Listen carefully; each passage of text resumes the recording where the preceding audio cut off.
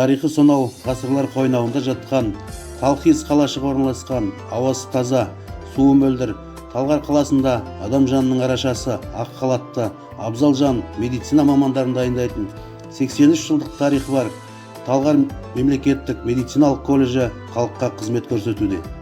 Колледжде 5 мамандық бойынша фельдшер, жалпы тәжірибедегі мейіргер, фармацевт, акушер, медициналық зертханашы мамандарын дайындауда. Білім ордасында білікті де білімді оқытушылармен қатар тәжірибесі мол, бәсекеге қабілетті дәрігер мамандар және өз ісіне өте мығым жас мамандар білім беруде. Қазіргі таңда мыңдаған жастар өздері армандаған медициналық кәсіпте білім алуда.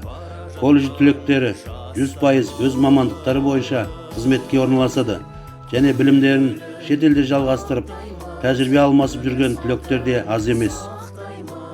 Білім ордасында студенттердің жоғары деңгейде білім алу үшін заманауи құралдармен жабдықталған оқу кабинеттермен қатар клиникалық муляждармен қамтамасыз етілген симуляциялық кабинеттер, компьютерлік кабинеттер, конференция залы, мәжіліс залы, спорт зал және кітапхана, 250 орындық жатақхана, дәмді де құнарлы тағамдар дайындайтын асхана және медпунктпен қамтамасыз етілген.